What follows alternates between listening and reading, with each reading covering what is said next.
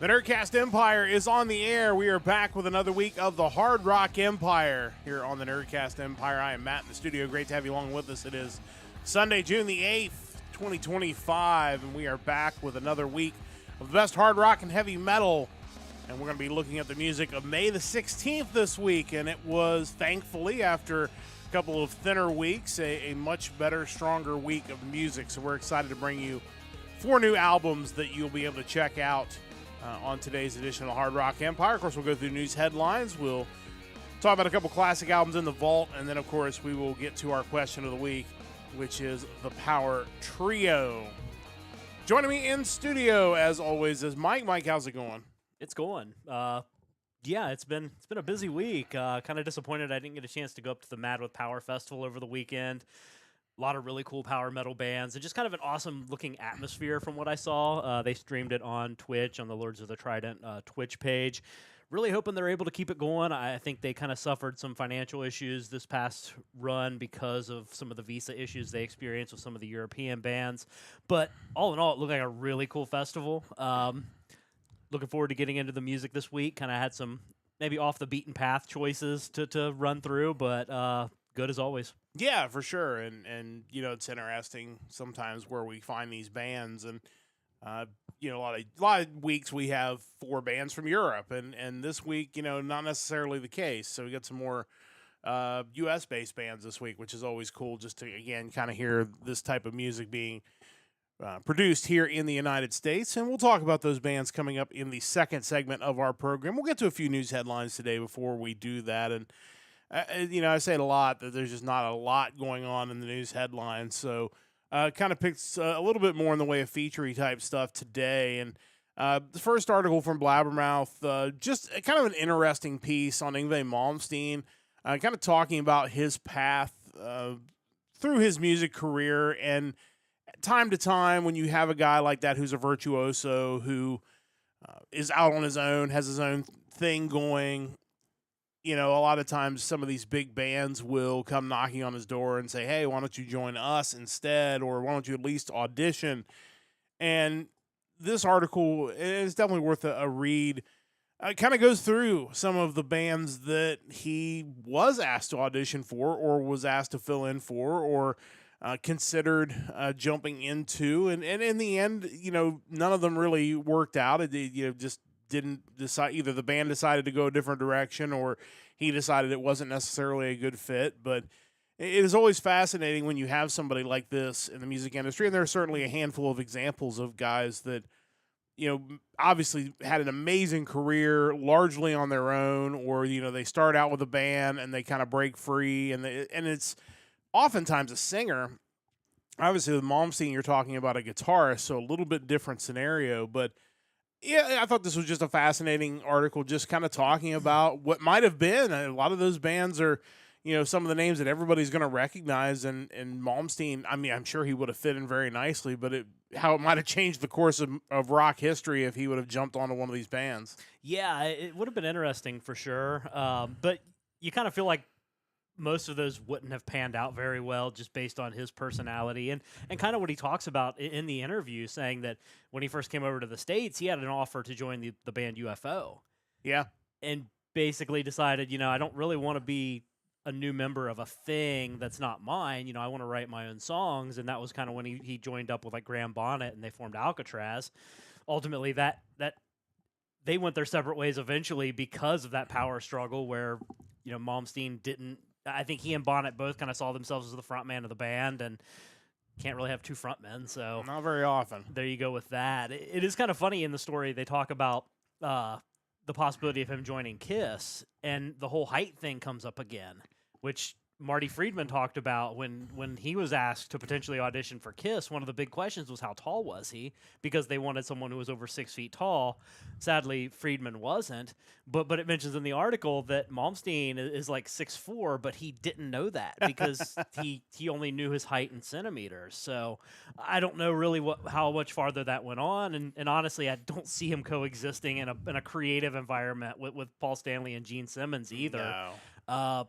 The other interesting thing is kind of the weird beef that Eddie Van Halen seemed to have with him, even though in the article Malmsteen really spoke highly of Eddie, talking about how great he was, almost in like an admiring kind of way. So it's kind of weird that it seemed like over the years Eddie would snub him, and even at one point backed out of a concert in Europe because Yngwie Malmsteen was playing there. It's just weird because obviously two of the all-time great guitarists in rock and metal, and I don't know if there was just if he felt like acknowledging him was somehow putting him on his level. It's just so weird. I mean, when you're talking about the egos of some of these guys, it's hard telling how they've justified that in their head, even when, as the article states, like, he was going around playing Malmsteen stuff. Like, he was listening to it. He was checking it out. So and then pretended to not know the guy. So I don't know. Very, very strange. But, the height thing was kind of humorous just because obviously you take for granted now that you can pull out your phone and you can just quickly do the conversion right there. Yeah, it's not an unusual thing to, I mean, I work with a bunch of guys who are from the UK, and, so when you're talking about like temperatures and stuff like that, I typically try to do it in Celsius because Fahrenheit doesn't mean anything to them, or I'm sure they would get it having worked in North America, but it's interesting now. It would be no big deal, but back then, like you said, I don't think it works out anyway, but it is kind of funny to think that something like that might have at least kept it from happening for a short period of time, which would have been interesting. Yeah, for sure. And also the article kind of talks about him hanging out with David Lee Roth and Billy Sheehan back in the day too. Like, now I think that would have probably been a more successful creative endeavor, because I think David Lee Roth is David Lee Roth, but I imagine just the enjoyment of like partying with the guy would probably ease a lot of the potential negative sides creatively. But yeah, I mean, Malmsteen's a legend, no doubt about it. Yeah, if you're not familiar with a lot of his stuff, definitely encourage you to check it out. We featured some of it, obviously, on this podcast over the months, but a true legend of the industry, has just a ton of hit songs, and has really inspired a whole different generation of guitarists. So just an interesting piece. Thought it was kind of funny, so definitely wanted to spotlight that here on the podcast. Maybe a little more serious news, but certainly some kind of good news as far as trying to help out. We talked about earlier in the year about the wildfires in Southern California and the kind of damage they did and some of the effects it had on the music industry.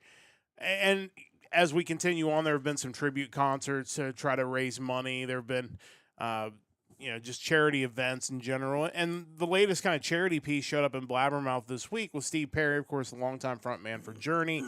Has decided that he's going to sell some memorabilia to try to raise money for those wildfire victims, including handwritten lyrics of some of his biggest songs, his multi-platinum RIAA award for the Greatest Hits album. He got that when they sold 15 million copies, which is an insane amount. That's a Greatest Hits album, but just one of those things that I don't know how much I would necessarily want some of those things, but for the hardcore Journey fans, for the hardcore Steve Perry fans, because that's another band where there has been a division in the fans over the years where there were a lot of people that sided with Steve Perry and kind of gave up on whatever Journey was doing post that time. This is a really great way to potentially raise some money for people who desperately need it. And I have a feeling that even though some of the price tags that you mentioned earlier, and I'm sure we'll mention again, might be out of my price range for what I'd want to pay for it, I have a feeling that somebody's going to be willing to fork over the cash for some of this stuff. If I told you that the item that is currently fetching the highest bid are handwritten lyrics for one of Journey's hits, what song would you guess? I mean, you would guess, like, Don't Stop Believing, just because it's probably the one that got the most commercial success years after it was. There are actually, from what I can tell, 3 lyric sheets. One is a solo song of his.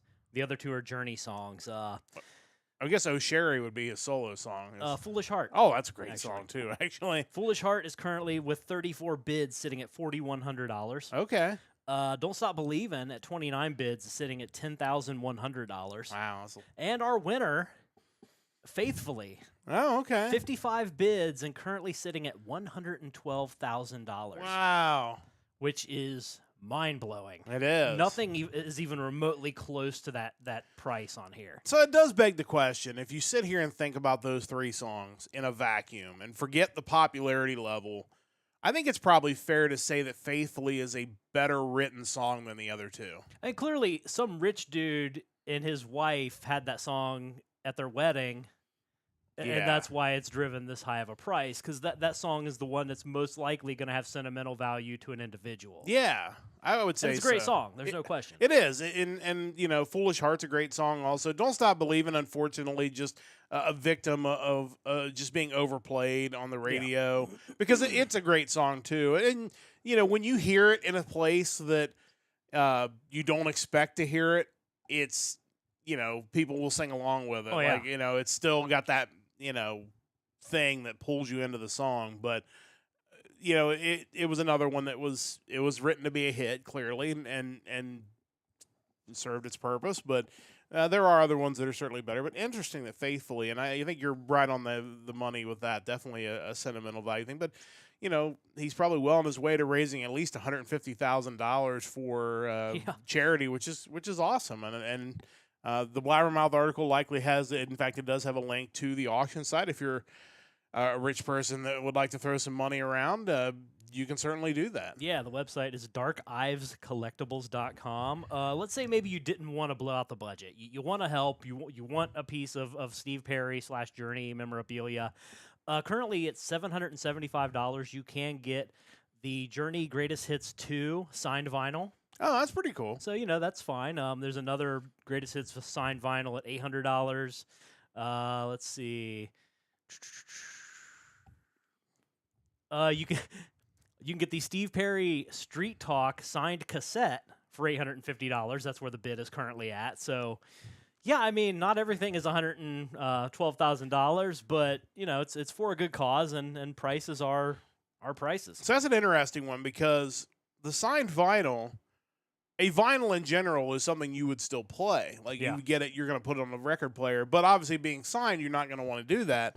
The cassette, you have no interest in playing that at this point, but at the same time, you can't. It would look weird just hanging on your wall. To display. Like, it's not. It doesn't have that value of putting it up in a place where people would want to see it. It's what vinyl has on all the other physical medium for music, short of like reel to reel, I suppose. Like, you can display vinyl. The artwork is huge and looks really cool on your wall. But yeah, cassettes, like. It's just not the same. Like, if you had all of them and you could like frame them in some kind of like shadow box kind of way to display like the CD, the vinyl, and the cassette, that'd be neat. But yeah, by itself, it's just not super displayable. Yeah, definitely not. But again, definitely some things if maybe your budget's a little bit lower. But if you're, like I said, rolling in the money, get in on one of those big items. But again, really cool. Love to see when people give back, and it's not something he has to do, obviously, but. Something he's willing to do, and certainly, hopefully, he raises a bunch of money, because that would be really cool. One other story, because we do like to focus on box sets, because to me it's kind of fascinating to see, what you get in these box sets and what they go for, because, the price tag on some of these are pretty reasonable. Some of them are not as reasonable. But this story in particular is about a Rush box set. The album's 2002 to 2012 to 7 LP box set, still available, not on their website, which was the thing I was a little concerned about, because I clicked on their website link and it's already sold out from there. But Rhino Records still has it available. They only made 3,000 copies of this, so if this is something you want to get your hands on, I wouldn't wait too much longer. It's only been out for a couple days, and it's probably not going to last. By the time we do this show again next week, my guess is it will be sold out there as well.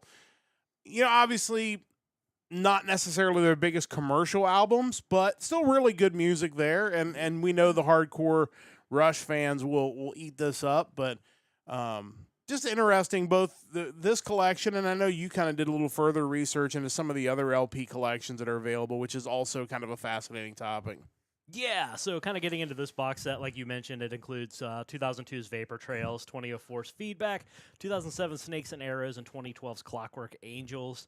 I checked out Rhino's website because I know they have a lot of different box sets, things that maybe I'm not familiar with or just didn't realize were available. But if maybe you miss out on the Rush box set, you can check out some of these others, and maybe this will tide over your need for new vinyl. They have the David Lee Roth, the Warner Recordings box set, 5 LP for $125. You have the Hootie and the Blowfish, the Atlantic Years box set, 6 LPs for $150. We have Van Halen, the collection, 1978 to 1984, basically the David Lee Roth years, 6 LP for $150. And then one that kind of caught my attention, Pantera, the complete studio albums, kind of. It doesn't include the glam Pantera stuff, but 1990 to 2000, a picture disc box set for $150 as well. So, yeah, I mean, a lot of really cool stuff like that on their site. If you want to collect collector's box vinyl, even CDs, they have those as well. It's probably worth taking a look at it. Yeah, and I mentioned that there have been some we've seen over the time that maybe it doesn't line up with the price, but I think overall, by and large, most of these bands and or record labels have found a pretty good price point for a lot of these. We just watched the video of Metallica going through their load set that has just an insane amount of stuff, and you just watch everything that's in there, and you just think, that's a pretty good price. Like, I feel like overall they're priced up a little bit because obviously it is a collector's item. It's not for everybody, but at the same time, they're not pricing it for the very highest end collectors. If you're a fan of the band and you have expendable income of any kind, there's a good chance you can get your hands on a lot of these sets for a pretty reasonable price. Yeah, absolutely. And since we are kind of on the topic of vinyl, something I mentioned last week as far as feeling old and albums becoming older and celebrating anniversaries. I mentioned Avenged Sevenfold, the 20th anniversary of City of Evil. They did announce that they will be taking pre-orders on the 20th anniversary Silver Nugget vinyl set for it. Oh, okay. $36.98 is the price. Special silver foil packaging, exclusive color variants. Looks like it's a double vinyl. Great album. So if you are a vinyl collector and looking to celebrate what is still really hard to believe is 20 years old, you can check that out on a7xworld.com. Yeah, it is kind of hard to believe. And, I kind of had one of those moments this week being in Atlanta and, walking by the Centennial Village where they have the Olympic rings and just thinking, that's going to be 30 years next year since the Atlanta Olympics of 1996. And that's a little sobering sometimes. Yeah. But, again, a lot of great box sets out there for vinyl. And, we try to spotlight them when we can just because we know there are people out there that like these bands, and it's a great chance to get your band's best music in kind of a cool format that's still going strong. Still live and kicking. So definitely check that out. That wraps up our news headlines for this week. Don't forget to check out our website, nerdcastempire.com. Of course, you can listen to previous episodes of the Nerdcast Empire. We'll have our podcast backlog updated here soon, so stay tuned for that. If you do listen to us on the podcast network, if that's the only place you listen to us, you won't know that until they get updated because you're not going to hear this. We, of course, encourage you to check out twitch.tv/nerdcastempire or youtube.com/@nerdcastempire. Those are the places you can hear us live, and we're going to be live again tomorrow night as the news podcast makes its triumphant return. The Nerdcast News Report, 7 o'clock Eastern Time. We got a lot to catch up on tomorrow night. The big news story since we've been off on our little hiatus is the Switch 2 has come out. We'll talk about all things good, bad, and ugly with the Switch 2 coming up tomorrow, so make sure you check that out, 7 o'clock Eastern Time, here on the Nerdcast Empire. And, of course, next Sunday we'll be back with another episode of the Hard Rock Empire. It'll be the music of May the 23rd coming up next week, so make sure you check that out. And speaking of new music, that's what we're about to do right now. It is time to get to the bands of the week. And as I always mention, each and every week Mike pulls all of the new releases for a given date. That given date in this case is May the 16th. And then he puts one track off of each of those albums that he can find on a YouTube playlist. That playlist is currently being shared in the chat on both YouTube and Twitch. Mike goes through and listens to every single track on that playlist, and he can tell you there's good and there's maybe not so good, but there's probably something for everybody each and every week. After that, we go through and we pick 2 albums each to spotlight on this podcast, and that is what we bring to you. And a reminder that if you are with us live, that's the best chance you have of hearing audio clips from these albums.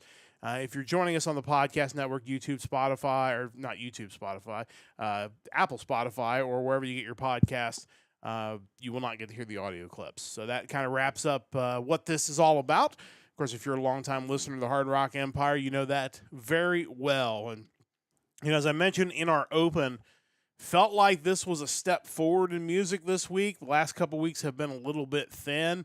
I don't know if that's a reality or if it was just that first week after we took that, 3 or 4 weeks off. We just had such a strong first date right out of the gate that it kind of skewed our opinions on the next 2 weeks. But this week, May the 16th, has made a strong comeback. Very good week in music. I thought a lot of really good options and a lot of variety in choice this week, so that made it enjoyable. But it is time to get to that choice.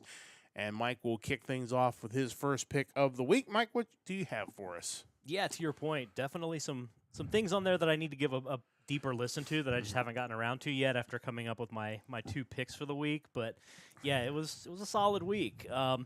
Going into my first pick, we are looking at the second full-length album from the Rockford, Illinois-based thrash metal band. The band is Patchwork, and their newest album is Scars.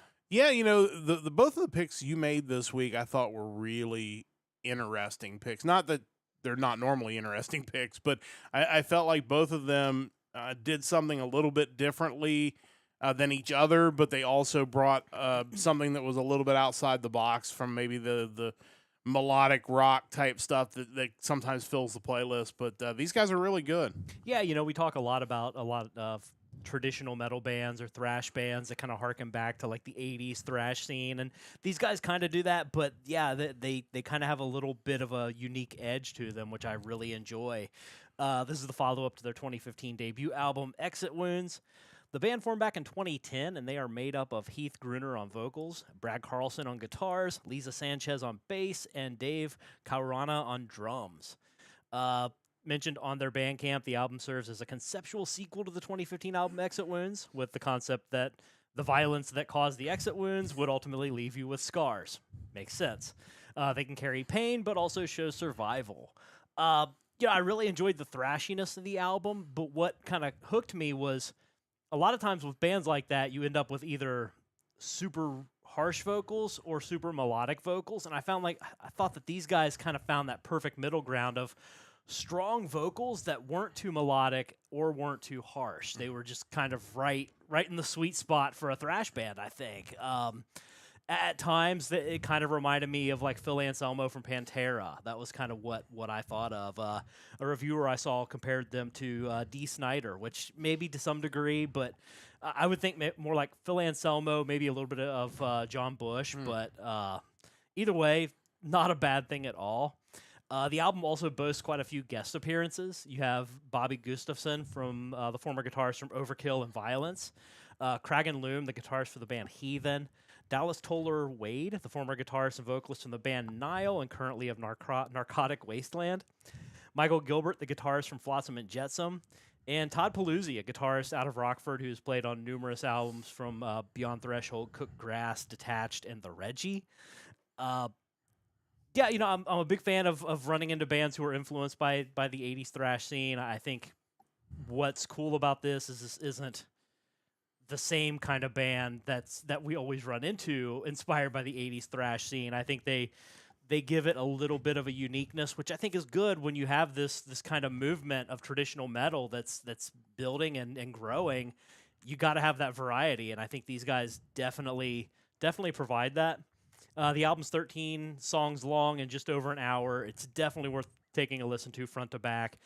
If I were to pick standout tracks, I would go with Scars, Fallout, Methuselah, Skies and Flames, and The Empty, as well as the track that I picked to take a listen to, the song Relic.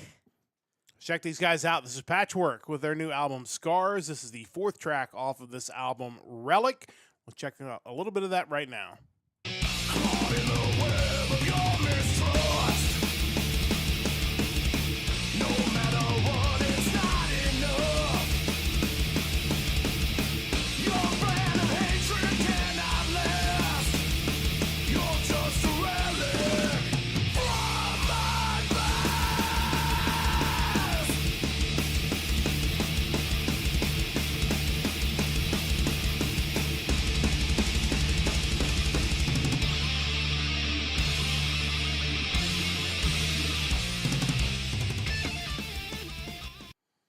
Yeah, we can definitely listen to more of that guitar solo that kicks in right, right after that Yeah. part. But no, I really like these guys' sound. Like you said, definitely have that thrash, feeling to it, but a little bit different at the same time. And the vocals, I think you were right on the money. And Phil Anselmo, I think, is a better comparison than Dee Snider. Like, not, nothing wrong with Dee Snider. Love Dee Snider, but it feels a little bit like Dee Snider would definitely be 2 steps closer to the melodic end, I think, of Yeah. those type of vocals, where this is clearly like 2 steps the other direction. But no, they've got a great sound, and like you said, I think the vocals work really well with the music. It's not too harsh, but you bring the harshness when you need to kind of punctuate a point. And overall, what I've heard of it so far has been really good.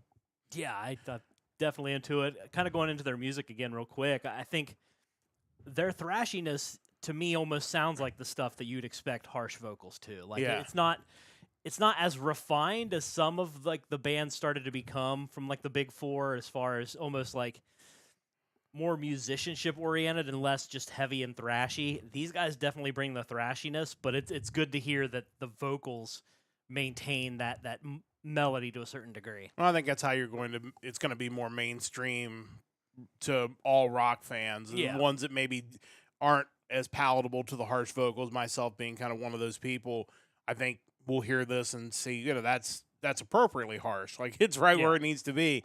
And it's not grating. It's powerful. You get that vibe from it too. So really good stuff. Definitely check these guys out. First release of the week, Patchwork. Really good stuff from them.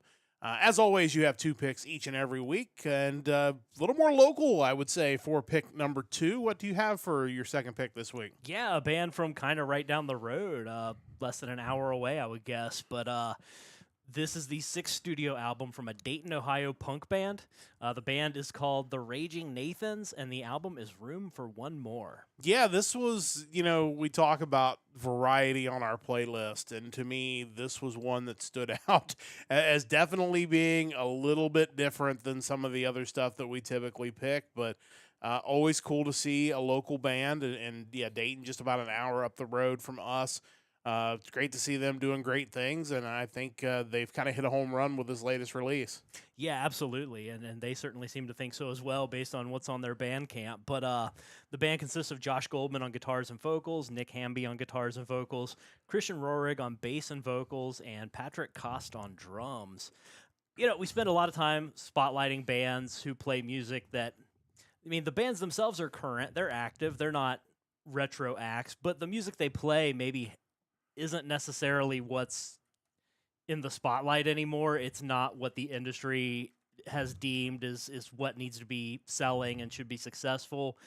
But it's great that there are bands still doing it. I like the fact that we can find them and talk about them. And a lot of times it's thrash metal, it's power metal, traditional metal, AOR, arena rock type stuff. So it's kind of cool today to pick up on a band that's playing punk music, maybe a little to the pop punk side, but still punk enough to not alienate people, I think. And this album is great. These guys do a great job at bringing catchiness and like a pop sensibility to their sound while not selling out, I would presume, if that makes sense. The Bandcamp page uses the phrase melodic punk a few times, and I think that's a pretty good way to put it, because ultimately this stuff isn't pop music, not in 2025, but it's melodic. I haven't jumped into their back catalog, but their Bandcamp does tout that this album is their most powerful and fully realized record to date. It's kind of an interesting story. Their record label, Rad Girlfriend Records, was actually started and run by the founding member of the band, Josh Goldman. So it kind of reminds you of like the Bad Religion, Brett Gurewitz Epitaph Records situation, where the guy who was one of the founders of the band also has a record label. So that's really cool. The album is a quick, easy listen, a la Bad Religion maybe. 12 tracks over 32 minutes. And for someone like me in my early 40s, it definitely kind of gives you this nostalgic feeling, taking you back to the early 2000s. Even if I didn't fully appreciate this kind of music maybe at that point in time, it's definitely something that I can get into today. Standout tracks include The Grudge, Misery and Company, Front Towards Enemy, Back to Yesterday, and the track that I picked to listen to, the song Nick at Night. Let's check these guys out. The Dayton, Ohio band, the Raging Nathans, with their new release, Room for One More. This is track number 7 off of that album, Nick at Night. So let's check that out right now. Palisades and promenades, stark reminders of who we're not. What fills the void inside of you, 'cause you don't get to be happy. I just wanna help you, even if you don't want me to. I can't seem to help you. Or do you deserve what's coming to you?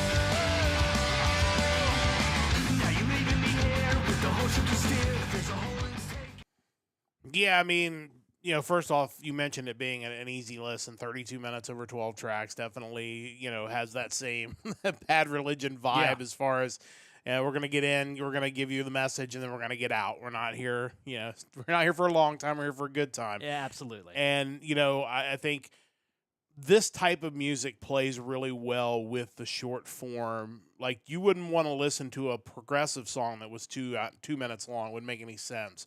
Just like a song like that over 7 minutes wouldn't really make any sense. Like, it's a challenge for sure. Yeah. to write a song in that style beyond 5 minutes, I would suggest. Yeah, and I think, it's about knowing what works for whatever type of music you're trying to play. And for these guys, this is perfect. It's, again, just it hits you in the face. It gives you that power quickly, and then it gets out. And I think that's something that, we mentioned Bad Religion a ton. It's both of us really love Bad Religion.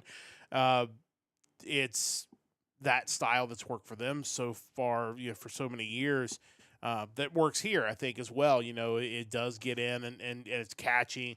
I think melodic punk is a good way to describe it, because it is not – some punk music is, to me, and maybe because I'm a little older, sometimes it's a little grating. This doesn't feel that way, because it does have that melody. The catchiness of the chorus, it really kind of brings you in. And these guys, they should be happy with this album. I think they've done a great job with it, and really excited to, who knows, maybe see these guys live at some point, since they're not very far from us. Yeah, I've never really been a big fan of the kind of punk music that ultimately grew into like hardcore. That's never really been my thing. So I definitely enjoy the melodic side to this. And they mentioned it on their Bandcamp, and it definitely holds true. I really respect kind of the DIY attitude that these guys have, to the point where, their front man is running a record label, and not only just getting his music out there, but also providing a vehicle to other bands, presumably in that same genre, to kind of keep growing it in a time where it's not as easy to do that. Yeah, I mean, we've talked about that a lot on this podcast, that there are these record labels out there keeping certain types of music alive at a time where it's not on the radio. It's not in your record store necessarily. It's great to see, and it's great to see these guys just churn along and releasing what they believe is their most complete album. Who am I to argue with them? So definitely check those guys out. The Raging Nathans with their new release, really good stuff. Definitely encourage you to check it out. Well, we're going to go back as we get into my picks to something that it is a little more traditional to what we pick on this podcast. But sometimes an album is good enough that you just have to pick something that is the obvious pick. And with that in mind, we are starting things off with a Frontiers release this week, a American rock band from Nashville, Tennessee, just down the road, about 4.5 hours from us. This is Giant with Stand and Deliver. These guys, of course, formed back in 1987. Originally, it was formed by Dan Huff, Alan Pasqua, David Huff, and Mike Brignardello. Huff and Brignardello are still there. David Huff, I should say, joined by Kent Hilly on vocals, who does a phenomenal job, and Jimmy Westerlund on guitars. Of course, Kent Hilly comes over from Perfect Plan, came in over the last few years to sing for them, as Dan Huff just too busy to kind of do that full time. And Jimmy Westerlund coming in from One Desire. Now, what's interesting is on two fronts, Westerlund also taking mixing duties along with a guy whose name you may recognize, Alessandro Del Vecchio, Of course. who also adds some keyboards onto this album because, of course, why not? And Dan Huff, as he's done really as this band has continued, coming in to write 3 of the songs on the album. So he's staying involved in Giant, even if he doesn't really have the time to dedicate to singing and touring with the band anymore. They started back up in 2009 when they joined Frontiers. This is their third album with the label and sixth album overall. If you like melodic rock, you're gonna like this. Like if you like the classic Giant stuff, even with a new lead singer, they still sound amazing. I think bringing in Westerlund and Del Vecchio to both play on the album and mix the album seems to have paid off for them very well. But this is just really good stuff if you're a fan of melodic rock. Standout tracks include It's Not Right, A Night to Remember, Stand and Deliver, and the song we're going to listen to on the podcast is Hold the Night. Check these guys out. It's Giant, back once again with their sixth album, Stand and Deliver. This is the third track off of that album. It is Hold the Night. Let's listen to a little bit of that now.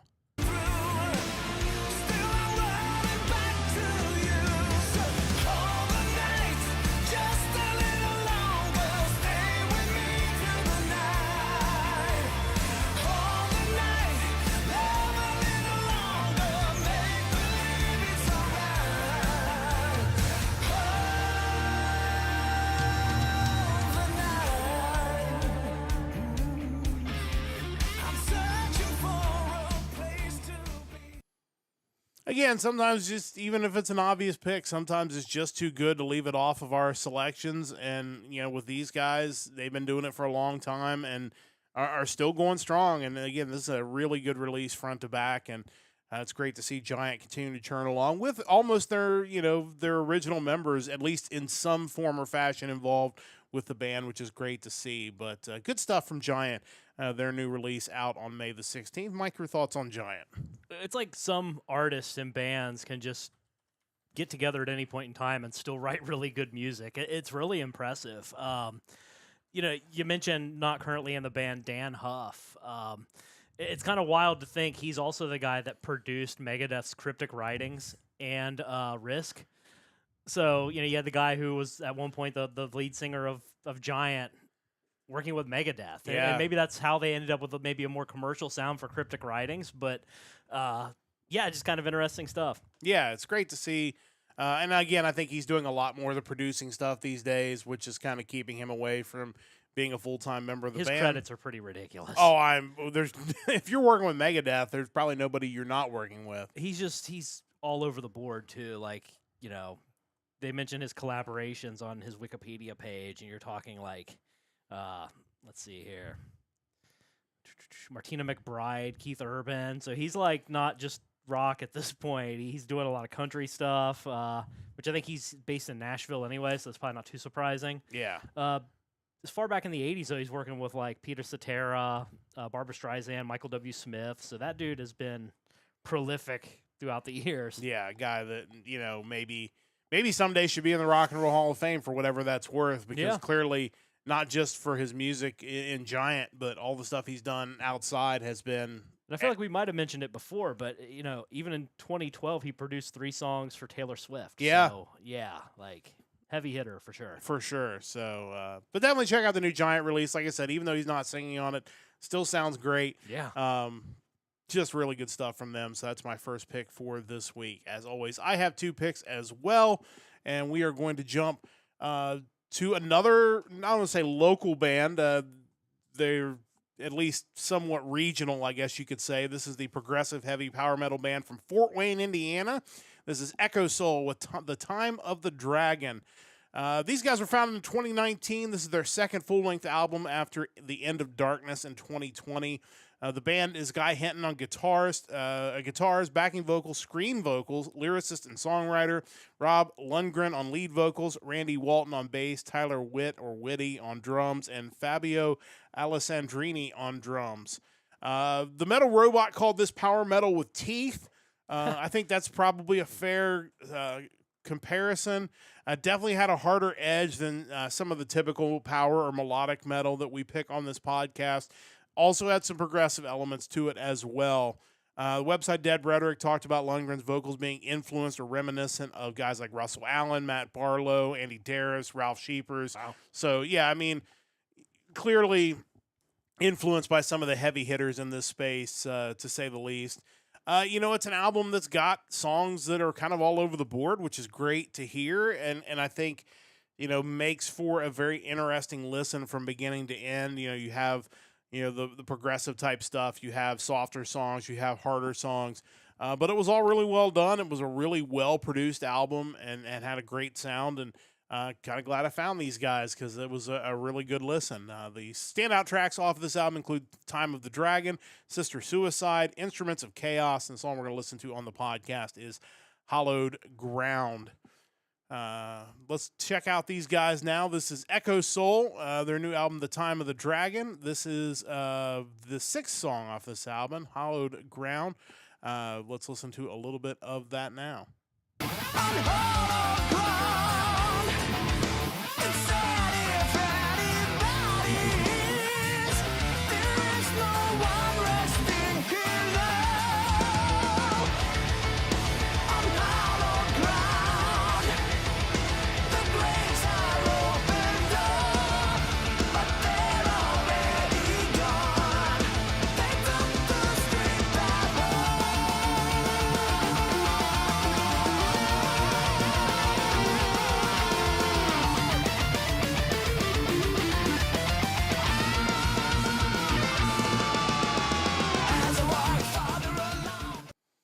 As we've talked about many times on this podcast, it is great to see that not only is this type of music still being made, but the fact that it's being made in Fort Wayne, Indiana, kind of blows your mind. This has been a music type that we've listened to a ton on this podcast. A lot of times these bands are out of Italy or Sweden or Finland, not necessarily always out of America, and you certainly don't know about the American Midwest for a home for this type of band, but these guys have really nailed it and a relatively new band, so I'm excited to kind of see where they continue to go, but good stuff from Echosoul. Mike, your thoughts? It's kind of like the logical equivalent of Slipknot being from Iowa. Yeah. Like, they don't make that kind of music in Iowa. Like, you don't really think, anywhere in the States for the most part, you don't really equate with power progressive metal, which this essentially sounds like. Anytime a band releases an album called Time of the Dragon and you look at the artwork, I know I'm going to be on board. It looks like artwork that someone drew inspired by a Heroes of Might and Magic game, which is really awesome too. But yeah, it's great to see this kind of stuff being made stateside because I think as far back as when I started getting into the more melodic metal stuff, late 90s, early 2000s, I pretty much, for the most part, only had Europe to look to, and it's clear that that's not the case, and probably hasn't been for a while. Yeah, and we just consistently find those types of bands on this podcast, which is great to see. Definitely encourage you to check out Echosoul with their new release out on May the 16th. That wraps up our new music for the week. It's time to head into the vault, where Mike and I will talk about a couple of classic albums that you need to check out. Mike, as we mentioned, each and every week is going through his vault for the second time, going through the alphabet A to Z to pick classic albums that you should check out. And we have crossed the halfway point. We are on the backside of the alphabet now with our 14th letter, the letter N. Mike, what do you have and what was available maybe for the letter N? Yeah, as far as the letter N goes, turns out I have a lot of Nevermore, and that's kind of the main contributor to the letter.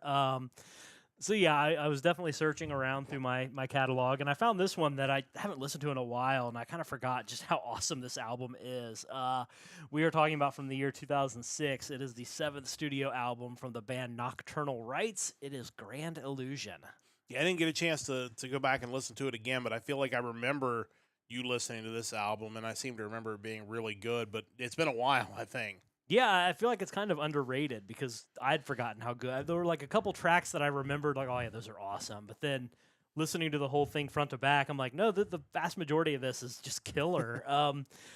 The band started in 1990 as a death metal band called Necronomic and had a demo back in 1991 kind of with that sound. A year later, they resurfaced with a second demo, which had more of like an Iron Maiden type sound to it, which was kind of them switching over to the sound that they became known for. While I haven't listened to their earlier albums, Wikipedia would suggest they had a very Halloween sound to them, which isn't really surprising. You definitely hear some Halloween, some Stradivarius here for sure.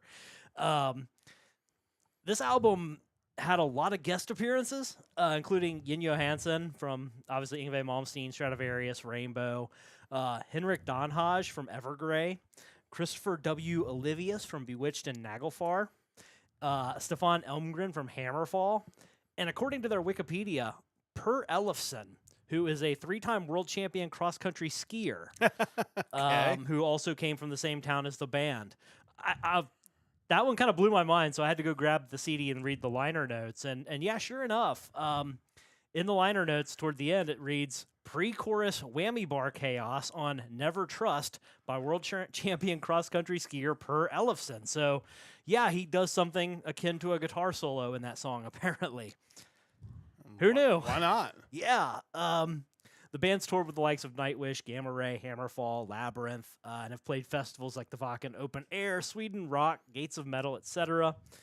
A year later, they released the album The Eighth Sin, and then went 10 years before releasing anything new, which was 2017's Phoenix. Something I didn't realize at the time and kind of found out just today, which makes me want to check out their newest album, is that in 2017, Scar Symmetry's founder and lead guitarist Per Nilsson joined Nocturnal Rites as their lead guitarist. Oh. Which, big fan of Scar Symmetry. I always thought that Per Nilsson, as far as a musician, was a genius.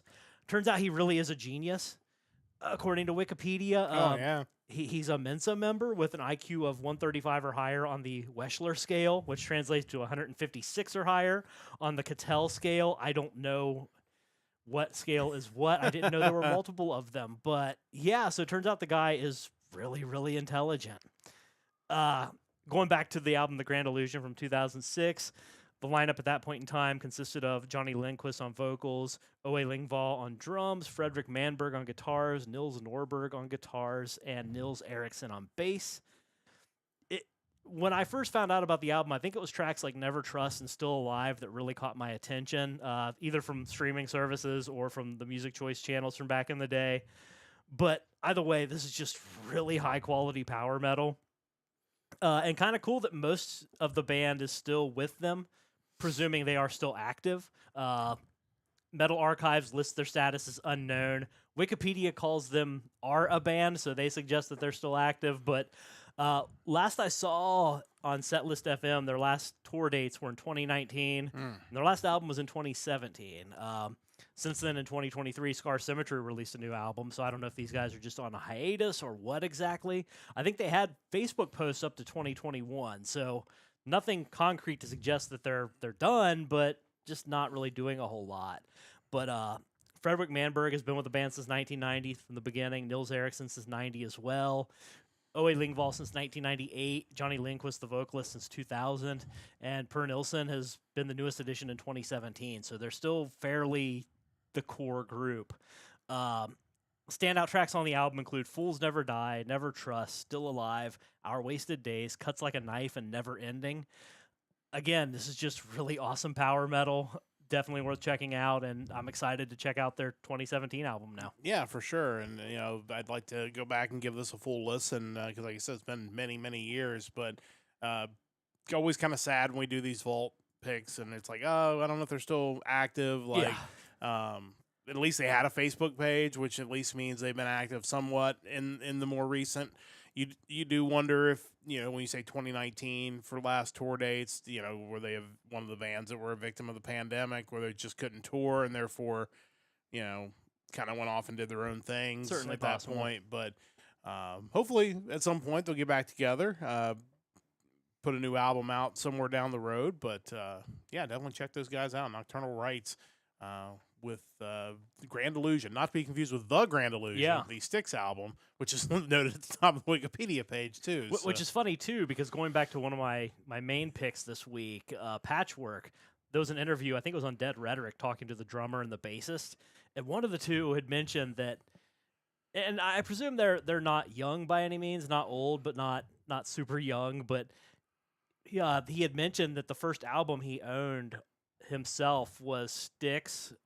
Kilroy Was Here. Oh, wow. Yeah, which is kind of a wild one to own, but he had mentioned there was a track on it that was actually like pretty heavy, which you don't think about with that album. It was the song Heavy Metal Poisoning. Oh, yeah. Really cool song, and kind of makes me think the album's probably better than it's remembered as. Yeah, I think so. I think it's much maligned just because of the concept and how it kind of divided the band at the time Yeah. with the rocking elements of the band who are still with the band. Not really a big fan of it, but But it's like that song was like a James J.Y. Young song, so probably going to tend to be more of a rocking song. yeah, for sure. So interesting. That is an interesting choice for the first Styx album Yeah. that you own, but really cool though. It's always great to see Styx getting a shout out on the podcast. But so my vault picks, we are going through all the Frontiers bands. We are up to the letter F, and again, we're spending 2 weeks on each letter, picking one band the 1 week, and then allowing a randomizer to pick a band the second week. F was a little bit thinner than I thought it would be, but I did find one that is just quintessential Frontiers. The band is First Signal, and the album is Face Your Fears, which is their most recent release. Probably people will know the lead singer of this band is Harry Hess, who is the lead singer of Harum Scarum. This is kind of his side project, which seems to happen a lot with Frontiers. This was released February 17th, 2023. There were not a lot of details on the Frontiers page about who all was with this band at this time, but they kind of talked about in the description of the album that the band was formed in 2010. It was a partnership between Harry Hess and German producer Dennis Ward, who produced Pink Cream 69 and Chimera. This was a situation where evidently the head of Frontier, Serafino Perugino, who we talk about a lot, presented Hess with some melodic rock songs, which were similar to what you would hear from Harum Scarum, but at the time Harum Scarum was on hiatus. So he needed a band to perform these songs, and therefore First Signal was born. And, they weren't necessarily consistent because kind of bouncing back and forth between bands. And, I should note that, once this album came out in 2023, there were some Facebook posts around it, but really not a whole lot since. So I don't know if they're on hiatus or if he's gone back to doing stuff with Harum Scarum or what might be the situation. So not sure if the project actually continues. But this is a really good album. This is Frontiers at its very finest. It's a much better album, supposedly, than their previous one, which had some mixing issues, I guess. But if you're a fan of Harum Scarum, if you're a fan of melodic rock, and you're a fan of anything Frontiers puts out, definitely encourage you to check this album out. It was actually really good. Standout tracks include Unbreakable, Shoot the Bullet, Face Your Fears, and Never Gonna Let You Go. Just another one of those random Frontiers projects that we come across on this journey through this podcast that has just put out some amazing music that there's no chance I would have ever known about this band had I not tackled this effort to go through all the letters. But definitely check those guys out, First Signal. But any thoughts, Mike? It's kind of weird when you see the names pop up over and over again and you see the connections between them. Someone like a Dennis Ward, who you mentioned Pink Cream 69. That was the band that Andy Darris from Halloween sang for the longest time, 87 to 94 before joining Halloween. You mentioned Chimera, which we talked about a couple weeks ago. Great band also that he sings, that Dennis Ward sings for. And also the fact that he played bass for Unisonic, which is another connection to Halloween, which was separate than Andy Darris, obviously, because Unisonic was kind of the other members of the band before Andy Darris. So just kind of a lot of wild connections there. Yeah, and not a surprise that when you talk about those kind of connections that they would put this band together and it would sound so good, because it's like all those connecting bands are really good as well. So, or connected to people who play in really good bands. So it is the other thing you find with Frontiers and with some of these bands, that they're all kind of tied together somehow. But really cool. Definitely check those guys out. Again, I would have never listened to this if not for this project, and definitely glad I did. So we'll find another F band for next week. Might be a little more challenging, but we'll see what we can do. But that wraps up our vault. It's time to finish off this podcast with the Power Trio. It is the Hard Rock Hat Trick of the week. And, I figured with our news podcast starting back up, it was a chance to kind of do a cheap plug for our news podcast, which is a little more on the nerdy side from our music podcast. We talk about video games. We talk about music from time to time. We talk about pro wrestling. Sometimes we talk about video game music. Sometimes talk about video game music. But we also talk about Japanese anime in our podcast. So I figured, this is a good time. We've already done the topic, and we'll probably revisit the topic of the top 3 songs that would make great wrestling entrance themes. So I figured, why not? Let's jump into the top 3 songs that would make good anime opening themes. Now, it should be noted before we dive into this topic that if you're not maybe familiar with the anime scene, just like a TV show, or at least TV shows used to do this. I don't know if they still do this or not. They have a song that opens up the show. I think the 80s and 90s were kind of that quintessential era of sitcom theme songs. I would argue that the Perfect Strangers theme is maybe one of the all-time greats. Yeah. For example, Full House, great Full House, amazing. A lot of great music made during that time for TV shows. Anime used this as well, in large part to sell albums and promote the show. But there have been rock artists and pop artists that have, in the English-speaking world, that have translated over. And, of course, it's a shame that Chris isn't with us because probably the quintessential example of that is JoJo's Bizarre Adventure, where you've had so many songs that he was influenced by while he was writing the manga, and they have now then taken them and made them into theme songs, which has kind of, in some cases, and, of course, maybe the most well-known of those is Roundabout by Yes, that almost had a renaissance because of its use with JoJo's. Yeah, absolutely. I mean, on top of that, you Walk Like an Egyptian, huge as well. Savage Garden. Yes, I love that song came back. Such a great song. Yeah. That I can't remember the title to. How weird is that? Yeah. I Want You. Yeah, I think that's the name of the song. Yeah.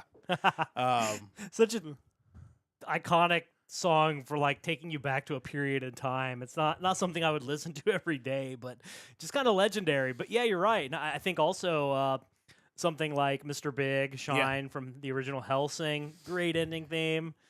There's been a lot of good examples. Backstreet Boys have given a song to anime at some point. Yeah, it's been wild. There've been other rock acts that have over the years jumped in as well, and we have seen it. We've seen the crossover between English rock and metal and Japanese anime. So, but yeah, I mean, we threw this topic out here kind of late, so Chris a little tied up this week, not able to give us his picks, but I assume Shane probably had some picks for us this week. What did Shane throw out there? I'd never considered this before, but not that this is a game show or has game show elements, but there's something to be said for picking a song that you can then reuse on multiple topics. 100%. And Shane has done that. It's like, while on one hand I'm like, man, that's kind of lazy. On the other hand, I'm like, but they fit. Like they're not inappropriate for the topic. And for Shane's number one, this is I think the third time he's used it, but I can't really dispute it. So for one of the songs that would make a good anime opening, Shane has selected the song Superheroes from Ed Guy from the 2005 Superheroes EP and the 2006 album Rocket Ride. How do you argue that? You can't. I mean, he's right. Like, that's 100% an anime theme. Like, he's right. And, there's nothing that says we have to pick new songs. Because at some point, we'll forget what we've picked for some of these. And so, no, especially maybe last minute also kind of leans toward picking something that's a repeat. But no, I think he's right on the money with that. That's a great song that would definitely fit an anime opening theme. Really hard to argue that one. But his other picks are just as solid, I think. Number 2, he picked the song Super Beast from Rob Zombie. Okay. From his 1998 album Hellbilly Deluxe. Great song. And Rob Zombie has music. And maybe part of it is that he's so in tune with filmmaking and kind of classic horror type stuff that his music is just predisposed to kind of fitting as a theme to something. Yeah. But I think you could pick a lot of White and Rob Zombie stuff and it would kind of work. Yeah, I agree with that. And cool that I got to see it live recently, which is always a plus. Yeah, despite for the sure. technical difficulties his set seemed to suffer from. I also didn't realize, and obviously there's 2 Hellbilly Deluxe albums from Rob Zombie, both great albums. I didn't realize, and I assumed that it was a reference to something, but I didn't know what. According to Wikipedia, though, the title Hellbilly Deluxe is a reference to the 1987 Dwight Yoakam album Hillbilly Deluxe. Oh, okay. Who knew? Most of the Dwight Yoakam I would know would probably come from the mid to late 90s when I was working at a country radio station. Yeah. Not real familiar with the stuff in the 80s, but that's interesting. Yeah, I had no idea. So moving on to his number 3 pick, this is another artist that I think probably has a lot of songs that could be used as themes, whether it be anime or wrestling. I think we've heard it in the past, and that is the song "Fight Song" from Marilyn Manson. Yeah. I mean, Marilyn Manson has had music used in wrestling, so why not apply that to anime? Fight Song is from the 2000 album Hollywood in the Shadow of the Valley of Death. Great track. Another track off that album, Disposable Teens, is also kind of peak Marilyn Manson. Just really good stuff. Yeah, that was, I think, maybe one of his strongest eras of his career, and yeah, it's hard to argue with that. That's a really solid list once again. Shane coming through with 3 really good picks. I know you have the picks as well. What did you come up with for the power trio for anime themes? Yeah, mine may not be as familiar to a lot of listeners, but I definitely invite you to check them out just to kind of, first, because they're great songs, but secondly, just to see that, they would work in this context. Number 1 for me is from the band Sonata Arctica. It is their song "Ain't Your Fairy Tale" from 2004's Reckoning Night. Yeah, it's a great choice. Definitely has that catchy hook. It's got the power. Definitely probably an adventurous arc of some sort of show, absolutely. like something's going down. It's not the first open. It is not. It's probably the second or third, but no, good choice. Sonata Arctica is another band that probably has several really good choices for this category. Number 2 for me, we mentioned the founder and lead guitarist from this band a little bit earlier, but the artist we're talking about for number 2 is Scar Symmetry and the song "The Iconoclast." Okay, yeah, that's a song I haven't heard in a while, but yeah, another really good choice. Yeah, Scar Symmetry, they had kind of this run where every first track on their album would be a song that I think would work as an anime opening. You had the Iconoclast, you had the Anomaly, you had what was the other one? The Illusionist. They're all like the something, but yeah, I mean, the guitar work and just the blending of the harsh and clean vocals, like any of their songs where they really lean in the clean vocals for the chorus, just sounds so good and works so well for this. Yeah, 100%. Number 3, we are talking about the band The Rasmus and the song "In My Life" from their 2003 album Dead Letters. Yeah, okay, the Rasmus. That's not one I expected to hear today, but really good choice. Yeah, they had that period of time where they were really churning out some cool rock, almost gothic rock type stuff. A couple albums after this, their sound kind of changed to where I wasn't really following with them, but a lot of the tracks off Dead Letters are just solid, and this one here would just fit perfectly for an anime. Yeah, those are all really good choices and a little bit different. Obviously, Sonata Arctica is a band we talk about a lot, but the other two maybe not as much, so that's always good for these types of lists. So really solid picks. I have a couple honorable mention picks. I always like to pick more than 3 because I'm always the last one to go, which is I choose that, but I like to have some extras so we don't have repeats if we can help it on this category. But with just the 3 of us, we didn't have any repeats this week. So honorable mention, we mentioned Journey earlier, Separate Ways, Worlds Apart. Oh, yeah. Just the chorus alone has anime theme written all over it. And then how about Dio and Rainbow in the Dark? Like, again, probably not the first open to a show, but something crazy's going on. Probably an isekai, if I had to guess. I could get behind that. But 2 honorable mention picks. One thing I wanted to do, because it was at top of mind when I came up with this category, is pick a song that we have talked about on this podcast as a band that we have discovered because of this podcast. So how about we talk about Nestor with Teenage Rebel for the first choice. If you've not, it was one of our top picks from 2024, but I think a really solid choice. Yeah, I mean, we're talking like one of the albums of the year from 2024. It's just so good. And yeah, I totally agree. This would be a great anime song. The other 2 bands I'm sure we've talked about on the podcast. The second one, maybe not a song that we've talked about, but it's off of their greatest hits.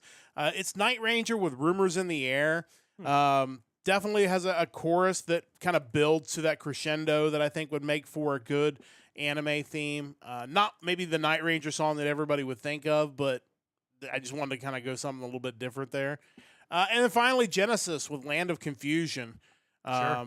Again, just kind of a wild song, but also a song that's kind of got a story to it. So, you kind of have that element as well, and a very catchy chorus. Really dig some Genesis, so I thought I'd throw that one in there. It just makes me wonder when you say that, like how many people have made AMVs using the Disturbed cover of Land of Confusion? 100. Let's see here. 'Cause that's the other thing we didn't do is we didn't pick Fall Out Boy. Yeah. Which I feel like is a missed opportunity because Attack on Titan, 104th Cadet Corps, AMV, Land of Confusion, Disturbed. Disturbed, Land of Confusion. Oh, that's the actual music video. Really? Wow. Various anime. That looks like Jujutsu Kaisen. An Inuyasha AMV, Land of Confusion. Nice. Gate, Dragon Ball Z, because obviously. Ghost in the Shell, Dragon Ball Super. Maybe the Disturbed cover that was bigger than I realized. Oh, it was huge. Like, I mean, if we're being fair, it's probably one of the best covers of all time. It's a great cover. It's tremendous. It's, It honors the original while being a Disturbed song. Yeah, and they did really do a good job with that. And if you haven't checked out the original, if you only know the Disturbed song, check it out too. Oh, that's interesting. But yeah, there were a bunch of AMV themes that we probably could have picked for this that would have made a lot of sense as well. Fall Out Boy's almost their entire catalog probably would have what you did in the dark. Yes. I'm actually a little disappointed in myself that I didn't pick that song because it is in every, for a while there was a stretch where it was in every AMV contest. That's got to be one of those like no stairway kind of rules for AMV contests. Like, no, you cannot use that song. Fall Out Boy themselves may be reaching that category where it's just like you Probably. can't use any Fall Out Boy song. The problem is that the songs that people are using instead are usually terrible. Oh, they're so bad. But I would run a AMV contest where you only got Fall Out Boy songs to use. See, I was a big fan of that idea where like you all have to use the same thing. Yeah. That way it is apples to apples. It's not one person playing basketball and one person playing football and you determining who's better. Yeah, because it's, the music choice shouldn't impact my ability to judge that. But I'm human and I don't like bad music. Yeah, that's very true. Sorry. Just maybe we'll talk. Maybe that'll be a topic somewhere down the road as well. Another topic I'm sure we can revisit because there are lots of great theme songs that potentially could be out there in the rock world. And of course, let us know what your choices are. It's a good time for me to plug the Discord because I forgot to paste that link in there. So we'll do that real quick before we sign off. Check out our Discord page. Join our Discord page. You can let us know what your power trio, and if you have a topic you would like us to take on, because goodness knows sometimes it's tough to come up with a power trio topic, let us know, and we'll take it on, and we'll let you know what we think of your power trio topic. So join us in the Discord. That is where we kind of keep our schedule updated as well, and when we stream on our own channels, it'll pop up there as well, so definitely check that out at the link you see in the chat if you are on Twitch or you are on YouTube. And no matter where you are, it is time to bring this podcast to a close for another week. Thank you so much for joining us once again. Really appreciate it. Again, we'll be back with some news this week. Tomorrow, 7 o'clock Eastern Time, the Nerdcast News Report makes its triumphant return. And, of course, we'll also have another episode for you on Friday at 7 o'clock Eastern. And then 1 week from tonight, we're back with another episode of the Hard Rock Empire. It is the music of May the 23rd coming up next week. Big thanks to Mike, as always, for putting all this together, and a big thanks to you and for Shane. We don't want to forget Shane, but a big thanks to you for listening wherever and whenever you happen to listen to our podcast. We'll be back tomorrow for the Nerdcast News Report, and 1 week from tonight for another Hard Rock Empire. And until then, don't forget to join the Empire, the Nerdcast Empire.